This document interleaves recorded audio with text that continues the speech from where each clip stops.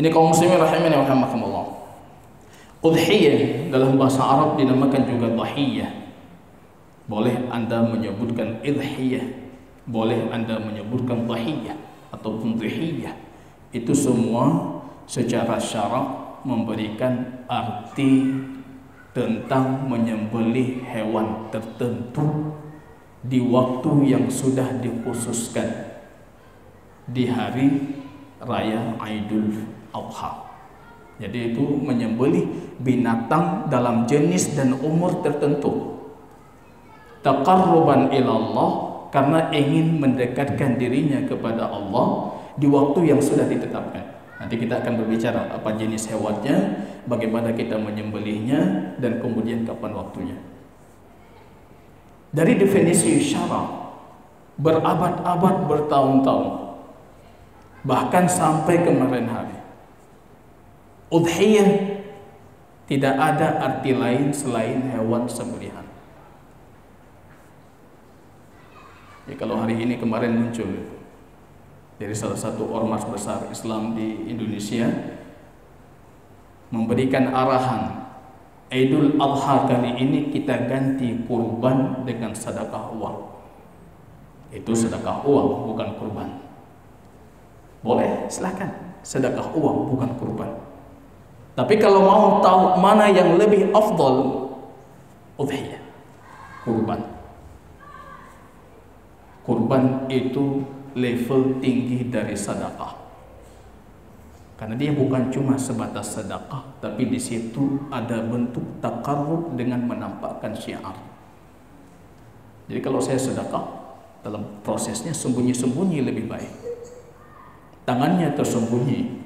Tapi kalau udhiyah, kita nampakkan syiar. Ini syiar. Wa may yu'azzim sya'airallah fa innaha min taqwal qulub. Siapa yang mengagungkan syiar Allah, maka itu bentuk ketakwaan hati. Ini enggak ada cara lain. Udhiyah, udhiyah. Jangan kita maknai hukum udhiyah itu, oh ini kemaslahatan umum.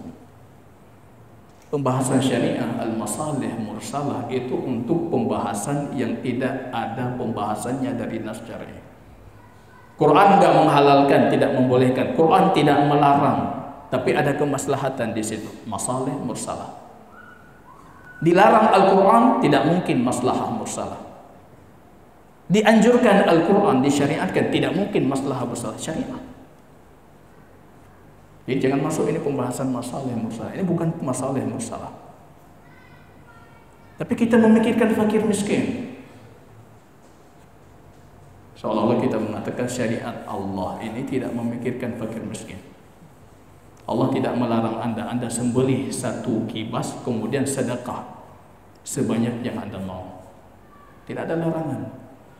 Sama pembahasan kita kemarin hari, kita juga membahas, mengkaji tentang zakat fitrah. Kemarin muncul polemik karena dalam kondisi pandemi. Seolah-olah kondisi ini kaum muslimin, ini baru pertama kali dilalui oleh kaum muslimin. Ini bukan pertama kali.